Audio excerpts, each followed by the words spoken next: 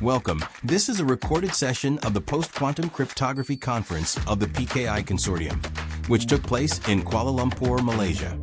This conference is made possible through the support of the PKI Consortium Post-Quantum Cryptography Working Group and our sponsors SSL.com, Entrust, Keyfactor, HID, and Crypto4A.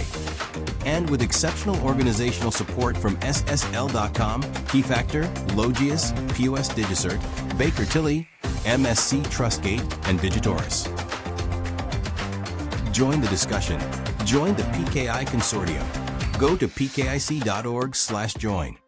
So the next session we have right now is Quantum Safety Timelines in the Financial Sector. I'm pleased to welcome to the stage Jaime Garmez Garcia, Global Head of Santander Quantum Threat Program, Chair of the Europol Quantum Safe Financial Forum. So, well, thank you very much. And as we said before, we are something like 2,500 people registered in this conference, which demonstrates the growing interest and awareness in the transition to quantum safe cryptography. But still, this transition is facing questions like these ones. When is a cryptographically relevant quantum computer going to exist? When is Y2K going to be? So we're still making these kind of questions, and these kind of questions only lead to one thing, which is what I call crypto procrastination. Basically, delaying the decisions that will make you on the road to take actions. And by delaying those decisions, because the self-life, as Moscas theorem defines it, the self-life is not gonna reduce. This is a fixed amount of time. So the only solution to this is that the migration gets either compressed, or you're gonna need to increment the mitigation activities that you will need to execute. So basically, by crypto procrastinating, organizations are just making their projects more complex and their costs higher, as well as their risks. So I argue these questions are no longer relevant, especially in the financial sector where we are regulated. What mandates us, because we are in the financial sector, but every sector nowadays, digital society is all about interoperability. So in my opinion, what mandates today are what are the standards that we use. We can interoperate because we use standards. So the NIST sunset policy on classical cryptography, which was already announced, I think 1 year ago or so, says that classical cryptography is not going to be supported between 2030 and 2035. So I think that I argue, we are no longer interested in when a cryptographically relevant quantum computer is going to exist. And some people tell me, well, but if it never comes, well, if it never comes, you may find some people that have made the transition, and are you gonna be disconnected from them? Are you gonna risk it to say, hey, I'm not gonna do this, betting that a quantum cryptographically relevant quantum computer are not going to exist, and I'm betting that NIST will eliminate this sunset policy? So I think that's a very risky bet. So considering all this, now we can put some specific dates to Moscas theorem unrelated to quantum computers. The dates 2035, end of your transition plans. 2030, a very important milestone. So considering all this, organizations do not have more time to crypto procrastinate. And this is why, and this is hugely important, you need to consider this as an emerging risk. Traditionally, many people think of this as a long-term risk because the risk impacts in the future.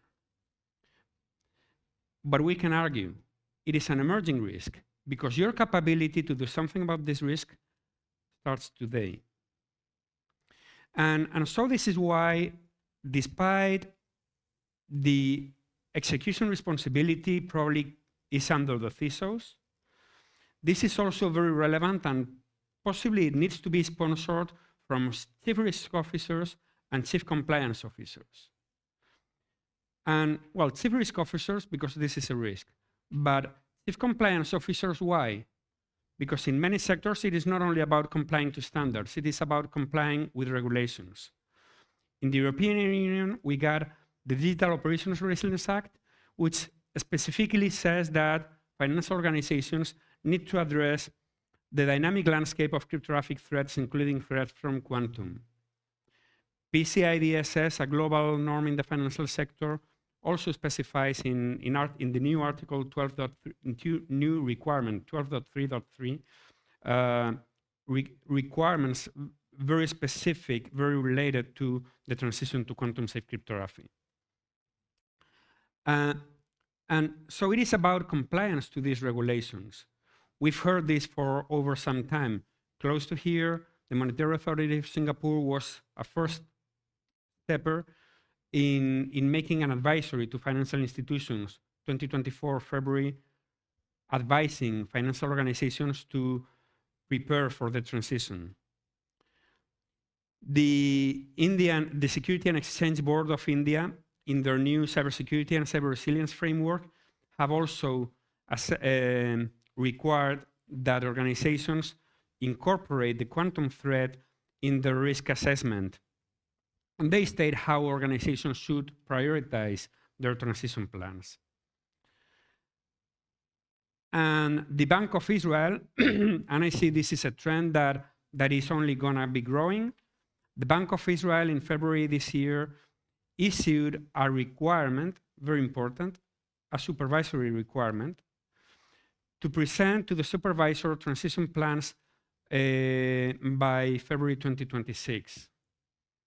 So still, the oldest slide, oh, I lost the oldest slide in all my decks still applies. This slide has years. So the bottom-up approach, so experts saying we need to take care of this, we need to make this transition, is not making it through. It's not making it through to generate strategic programs, to get a specific funding. And this transition normally comes as an additional task on top of people managing BAU cryptography. And this is not BAU. This is a strategic project. So the current situation is that we are lacking strategic programs. This is something we have addressed in the FSA Post-Quantum Cryptography Work Group, in the Europol Quantum Safe Financial Forum, and in the, sorry,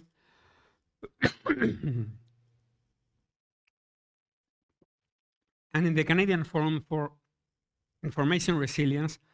Some weeks ago, we published, before the summer? No, some weeks ago, we published this, this document on the need for timelines to transition, and Siglosinski explained this very clearly, so the previous panel just basically spoiled my speech. Without clear guidance on, not at high level saying 2030 and 2035, we need something much more concrete. Without specific timelines that go down to use cases with more specific milestones, we're going to have duplicated efforts. We all need to do this transition, and it is not something competitive, so we better collaborate to avoid extra efforts. There is going to be fragmentation in the strategies. Even if two organizations agree on the need to do a transition, if they plan differently, if they plan separately, they will execute differently. And their plans will only be able to finish when both transition programs get in sync in their common factors. I'll make a very simplistic example. If I know we got Teraisan from Mithuho around here. So if Mithuho decides to initiate their transition with TLS, and Santander decides to initiate their transition with IPsec, Mithuho will not be able to eliminate classical cryptography from their TLS program until Santander has completed their transition of TLS, which goes after IPsec. So we better get together and decide what we're going to do first and what we're going to be doing second. So, and the lack of guidance from authorities is going to generate confusion. The lack of alignment as well. So if I'm a bank in Europe, Asia, and Australia, which time, if I got different timelines, which one should I follow? Probably I will need to follow the strictest one, which doesn't need to be the best. So we also want that kind of alignment. And if today the issue is generating engagement, the future risk is going to be backwards compatibility, how we get rid of classical cryptography.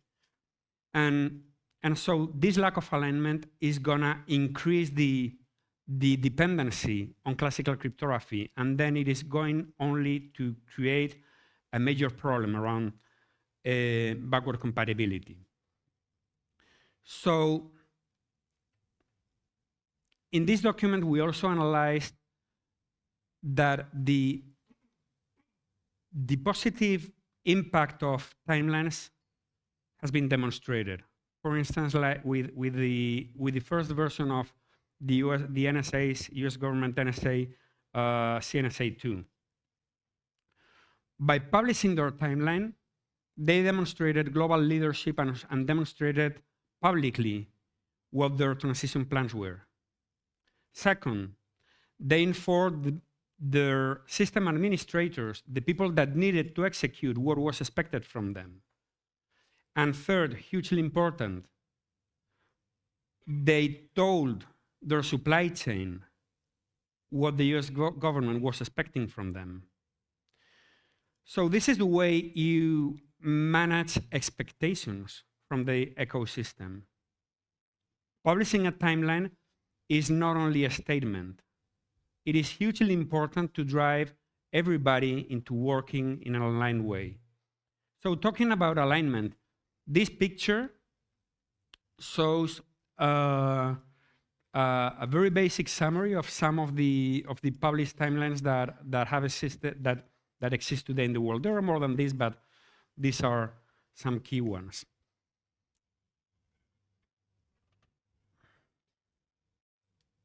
Is the world aligned? Do you think this looks consistent? So I argued before why lack of alignment in timelines is a risk in itself. So I don't think we have sufficient alignment. These top are recommendations from national authorities, in some cases specific to national security systems, in some cases global recommendations. These ones below are specific to the financial sector. So in the financial sector, we do not have more guidance than start doing something. And in general recommendations from governments, we got in Australia something requirements that say start today and finish by 2030. And we got on the other extreme, we got UK plan until 2028, and after 2028, you can start migrating. So on one side, we need this to be more aligned. On another side, we also need that these timelines are aligned with reality. As we said before, and thank you, Bas, again, for publishing that, 50% of Cloudflare's internet traffic, human-generated, is already PQC protected for confidentiality. everybody in this room is using confidentiality, post-quantum confidentiality protection when they browse the internet on a daily basis. Not with every site, but with many. So these timelines need also to be aligned with reality.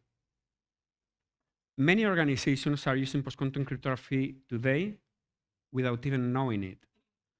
It is just because their CDN provider or their cloud provider, for instance, AWS CloudFront has included since late August PQC protection in TLS, in CloudFront services, by default. So you don't need to change anything. You're introducing PQC. So if you are not expected to implement today, do you just need to re-architect your solution to avoid using AWS CloudFront? So timelines also need to be aligned with reality. And PQC adoption is a fact today. It is a reality. So some conclusions of this document. Well, first thing is the consensus is limited around the target dates. We got, let me go back. Looking at this optimistically, we see strong consensus around the 2030, 2031 milestone, and we have a strong consensus about around the 2035 consensus milestone. So that is good. We can build on top of that. But we need better consensus. We need, as Sig was saying before, we need some. Thank you, Sig, for spoiling my talk. We need some guidance from authoritative agencies, and here there is a doubt on what's the right way to produce that guidance. So something that is not hugely prescriptive as a regulation, such as a regulation, but not doing something is also somewhere in the middle, you know. And we don't know how to do that. But that guidance is the only way to generate that top-down approach that will generate the strategic programs. As I said before, the bottom-up approach is not sufficient. We need strategic decisions from the organization's leaders. So the way I see the timelines at a very general level, we've always seen this kind of recommendation saying you need to do education awareness, program definition, discovery, plan, and execute. I think these are general kind of activities that you're going to be doing on every different use case that you may have in your business, but some of these activities are going to be happening throughout the program. Some of them are going to be overlapped or need different timelines depending on the use case.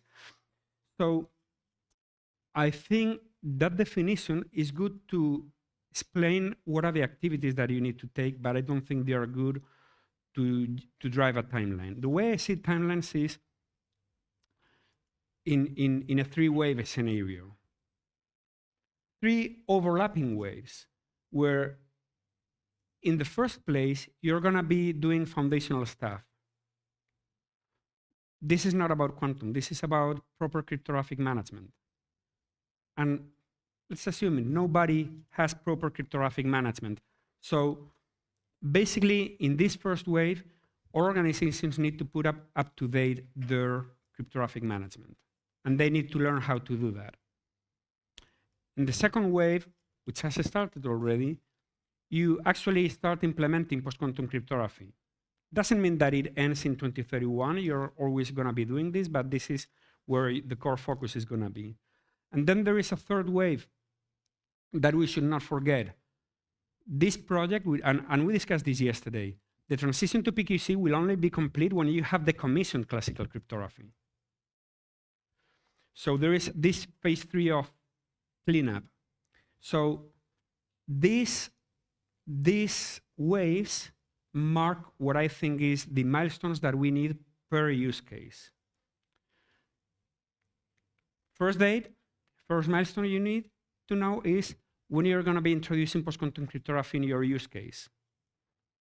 Second, is when you're gonna stop introducing classical cryptography in new projects in that use case.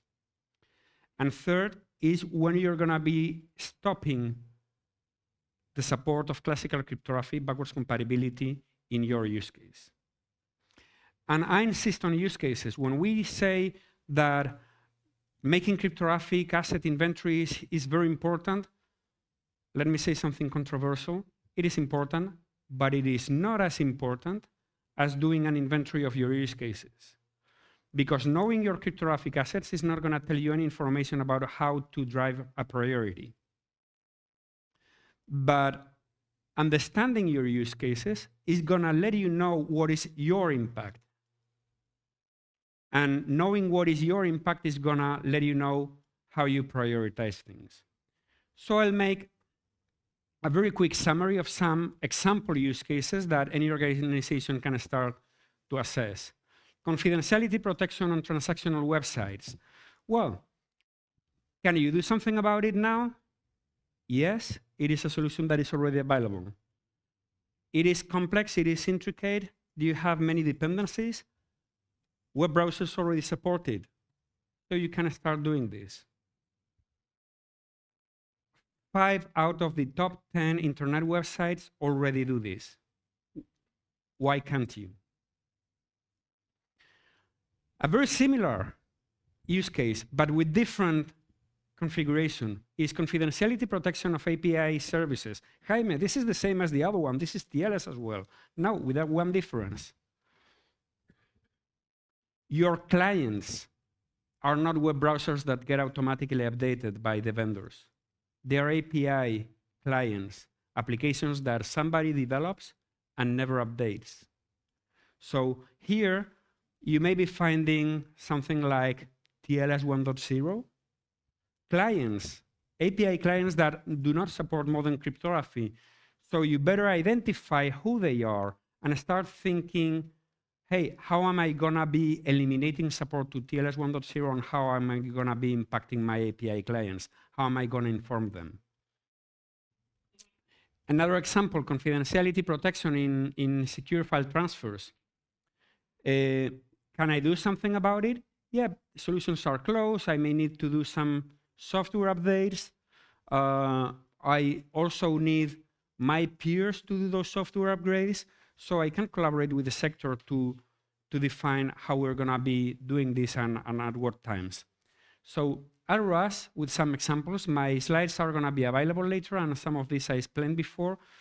So I want to say that collaboration is critical. I'm super proud to chair the Europol Quantum Safe Financial Forum. As of today, we are 60 members and growing. And you can see in this picture how we have also grown, just as the PQC conference. If you're in the financial sector, feel free to join the Europol Quantum Safe Financial Forum or any other forum that you find suitable. And the most important message to finish is the transition to post-quantum cryptography is a marathon. Many people are still in their houses preparing their bags.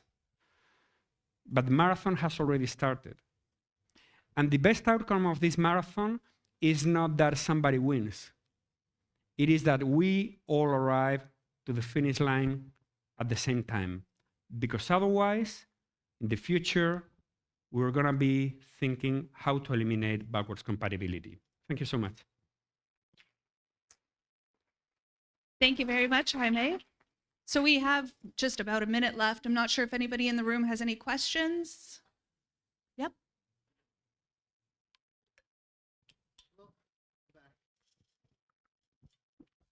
I trusted in you. So I have a quick question. What are some key metrics or benchmarks that you think financial institutions should be using to measure and validate the success of our PQC migrations? Preferably ones that are easily understood by senior leaders in an organization.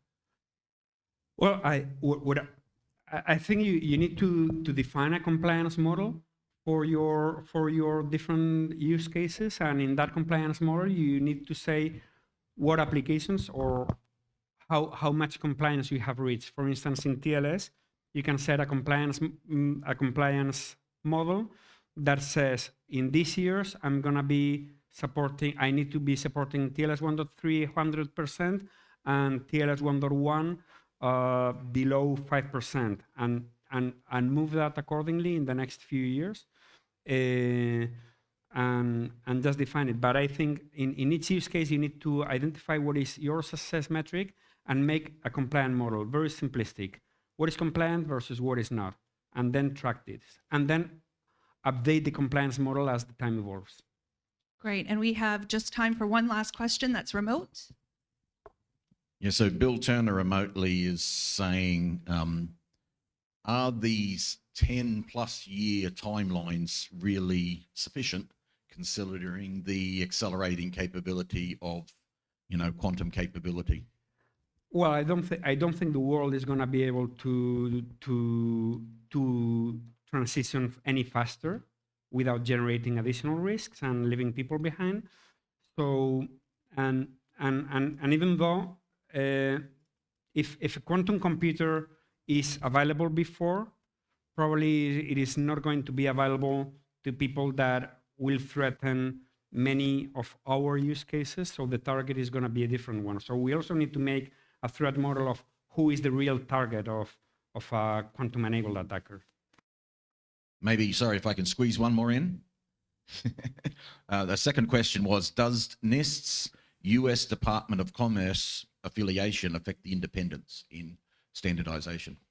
I didn't understand it. Does NIST's and US Department of Commerce affiliation affect the independence in standardization? So I think the NIST standardization program was made with public contribution, with public scrutiny, and in fact, most of the algorithms, not because I'm European, but I'm proud to say anyway, most algorithms come from Europe. So I think everybody's looked at that. I think we can trust the NIST standards. Great. Thank you so much. Thank you so That's much. all the time we have. Thank you to Jaime.